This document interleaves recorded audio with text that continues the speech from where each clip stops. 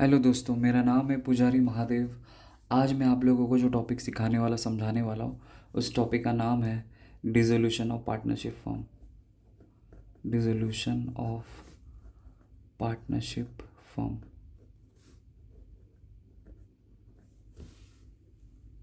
तो इस टॉपिक को सीखने के लिए, समझने के लिए मैं आप लोगों को एक छोटा सा नन्हा सा प्यारा सा एग्जांपल देता हूँ और उसकी मदद से आपको इस टॉपिक को समझाने की कोशिश करता हूँ।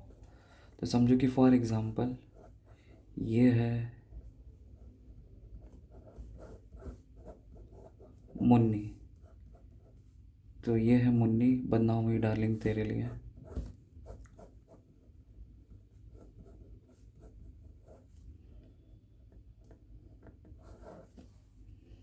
ठीक है।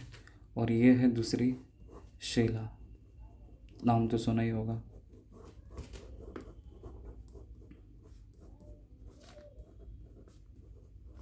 तो इसका नाम है शीला। तो ये कहानी है दो सहेलियों की। तो एक थी मुन्नी, दूसरी थी शीला। दोनों को ज़िंदगी में बहुत सारा बहुत सारा बहुत सारा बहुत सारा बहुत सारा बहुत सारा बहुत सारा बहुत सारा पैसा कमाना। और किसी भी इंसान को अगर ज़िंदगी में बहुत सारा पैसा कमाना हो तो क्या करेगा? बिजनेस करेगा। और इंसान बिजनेस करके क्या कर सकता है? बहुत सारा पैसा कमा सकता है। तो मुन्नी ने और शीला ने सोचा कि कौन सा बिजनेस करे, कौन सा बिजनेस करे, कौन सा बिजनेस करें। तो इन लोगों ने सोचा चलो एक काम करते हैं, पार्टनरशिप बिजनेस शुरू करते हैं। तो दोनों ने मिलकर एक पार्टनरशिप बिजनेस शुरू किया। मतलब पार्टनरशिप बिजनेस वो बिजनेस होता है जिसमें दो या दो से ज़्यादा लोग मिलकर अगर बिजनेस करेंगे, उस टाइप के बिजनेस को बोला जाता है पार्टनरशिप बिजनेस।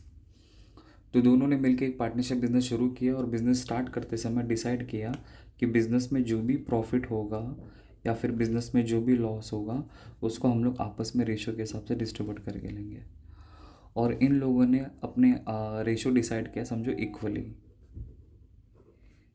इक्वली रेशो मतलब, इक्वल रेशो का मतलब क्या होता है कि बिजनेस में अगर समझो 200 रुपीज़ का अगर प्रॉफिट होता है, 200 रुपीज़ का अगर प्रॉफिट हुआ समझो, तो उसमें से 100 रुपीज़ मुन्नी को मिलेगा और 100 रुपीज़ शीला को मिलेगा। अगर मैं आपको कैलकुलेट करके बताऊँ इक्वली रेशियो कैसे लिखा जाता है, तो 1:1 करके ऐसा लिखा जाता है। तो इसको यूटिलाइज कैसे करना रहता है, जैसे 1 और 1 कितना हुआ? 2 हुआ। तो इसको अपॉन में लिखने का, तो 1/2, 1/2। तो पहला ये जो 1/2 है वो मुन्नी का है, फिर दूसरा जो 1/2 है वो शीला का है। तो इसको यूटिलाइज कैसे करेंगे, समझो 200 रुपीज़ का प्रॉफिट हुआ इंटू 1/2। तो 2 1 2। अब यहाँ पे 1 बचा, 1 को 1 से मल्टीप्लाई किया, 1 आया। यहाँ पे 2 0 बचा, 2 0 यहाँ पे चिपका दिया। या फिर 100 × 1 किया तो 100 आ गया। फिर उसी तरह दूसरे पार्टनर का निकालना रहेगा, तो 200 × 1/2। तो 2 1 2। 100 से मल्टीप्लाई किया तो ये 100 आ जाएगा।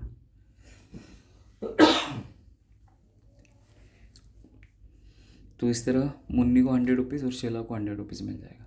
ठीक है। तो मैंने last time admission of partner में भी आप लोगों को बताया, तो इसमें ज़्यादा नहीं खींचूंगा, बस इतना बता के आगे बढ़ता हूँ। ठीक है। तो दोनों ने डिसाइड किया कि बिज़नेस में जो भी प्रॉफिट होगा, जो भी लॉस होगा, इक्वली डिस्ट्रीब्यूट करेंगे। तो दोनों ने सोचा कि पार्टनरशिप बिजनेस शुरू तो करना है, बट पार्टनरशिप बिजनेस को शुरू करने के लिए समझो कम से कम 20 लाख रुपए की ज़रूरत है।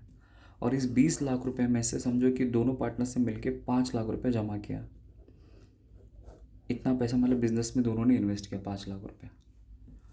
और बाकी जो 15 लाख रुपीज़ का जो शॉर्टेज हो रहा है, वो 15 लाख रुपीज़ का जो बंदोबस्त है उन लोगों ने मार्केट में से लिया।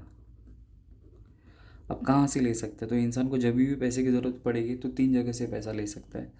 तो वह है BFR। बी का मतलब होता है बैंक लोन, F का मतलब होता है फ्रेंड्स, और R का मतलब होता है रिलेटिव। मतलब कभी भी किसी भी इंसान को अगर पैसे की ज़रूरत पड़ती है तो इन तीनों के पास से जाएगा।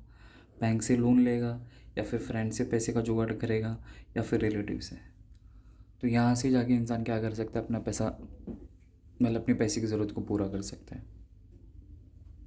राइट। ठीक है।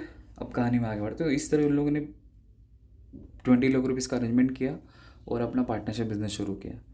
तो जैसे जैसे वक्त बीतता गया, बीतता गया, बीतता गया, बीतता गया, बीतता गया, बिजनेस का पहला साल हुआ और इनको पी हो गया। पी का मतलब होता है प्रॉफिट हो गया। फिर वापस जैसे जैसे वक्त बीतता गया बीतता गया बीतता गया बीतता गया, बिज़नेस का 2 साल गुजर गया, फिर वापस इनको पी हो गया, पी मतलब प्रॉफिट हो गया। फिर उसी तरह जैसे जैसे वक्त बीतता गया बीतता गया बीतता गया, थर्ड ईयर इनको एल हो गया, एल मतलब लॉस। फिर जैसे जैसे वक्त बीतता गया बीतता गया बीतता गया, फिर जैसे ही फोर्थ ईयर आया ना, तो वापस इनको लॉस हो गया। फिर उसी तरह फिफ्थ ईयर आया, फिर वापस लॉस हो गया। फिर उसी तरह सिक्स्थ ईयर आया, फिर वापस इनको लॉस हो गया। अब बिजनेस में कंटिन्यूस 4 साल से लॉस हो रहा है, अपन को रीज़न के पीछे नहीं भागना है, रीज़न कुछ भी हो सकता है। हम लोगों को इस टॉपिक में अकाउंटिंग ट्रीटमेंट सीखनी है। बस आपको ये सोचना है कि कंटिन्यूस अगर इनको 4 साल से अगर लॉस हो रहा है, तो ये लोग अपने बिजनेस को अब क्या करेंगे। तो सिंपल सा मतलब एक ही जवाब इसका है कि जब बिजनेस में कंटिन्यूस अगर लॉसेस होता है, तो उस केस में इंसान क्या करता है मालूम है, अपने बिजनेस को बंद कर देता है। तो जब कोई पार्टनरशिप बिजनेस अपना बंद किया जाता है ना, उसी को इंग्लिश में कहा जाता है डिसोल्यूशन ऑफ पार्टनरशिप फर्म।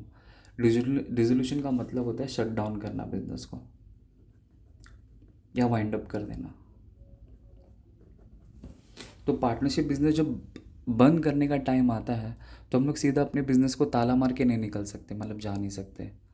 तो पार्टनरशिप बिजनेस कैसे बंद किया जाएगा, या फिर पार्टनरशिप बिजनेस को शट डाउन कैसे करेंगे।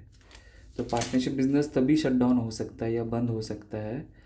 सबसे पहले आपको क्या करना पड़ेगा मालूम है, कि आप अपने बिजनेस को ऐसे ही बंद करके नहीं जा सकते।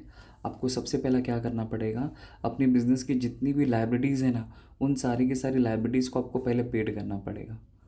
इसका मतलब क्या हो गया, जहाँ से आप लोगों ने कर्जा लिया था, वो सारे के सारे कर्जा पे करने के बाद ही आप अपने बिजनेस को बंद करके जा सकते हो।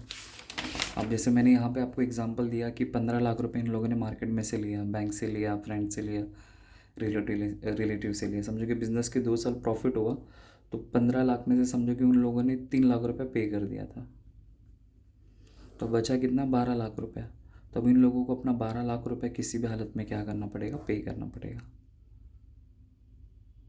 बराबर। क्योंकि उनको बिज़नेस बंद करके जाना है, लेकिन डायरेक्टली ऐसा बंद करके नहीं जा सकते, तो उनको क्या करना पड़ेगा, पहले अपनी लाइबिलिटीज़ को पेड करना पड़ेगा।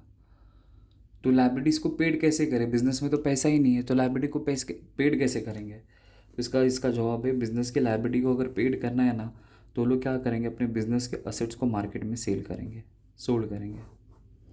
और असेट बेच के जो पैसा आएगा, असेट्स को बेचेंगे, जो पैसा आएगा, फिर एक एक करके वो क्या करेंगे, अपनी लाइबिलिटीज़ को पेड करते जाएंगे। और लाइबिलिटी को पेड करने के बाद जब सबका पैसा दे के हो जाएगा, मतलब आखिर में क्या होगा, या तो सारा का सारे लोगों का पैसा पे हो जाएगा, या तो कुछ लोगों का पैसा बच जाएगा। बस वो फाइनल सेटलमेंट करके फिर ये लोग क्या कर सकते हैं, अपने बिजनेस को बंद करके जाएंगे। तो इतने सारे प्रोसीजर में क्या होगा कि बहुत सारा पैसा आएगा और बहुत सारा पैसा जाएगा। तो पैसे का हिसाब किताब हम लोग को रखना चाहिए कि नहीं रखना चाहिए, रखना चाहिए। तो पैसे का हिसाब किताब कैसे रखा जाता है, वही हम लोग इस टॉपिक में सीखने वाले, समझने वाले, जिसका नाम है डिसोल्यूशन ऑफ पार्टनरशिप फर्म। और ये बोर्ड एग्ज़ाम में 10 मार्क्स के लिए आएगा। तो आज मैंने जो आपको बताया जस्ट इंट्रोडक्शन है कि डिसोल्यूशन कैसे होता है, क्यों होता है करके। आपको स्टोरी के बेसिस पे मैंने आपको समझाया और बताया। ठीक है, आई होप आपको समझा रहेगा। Thank you.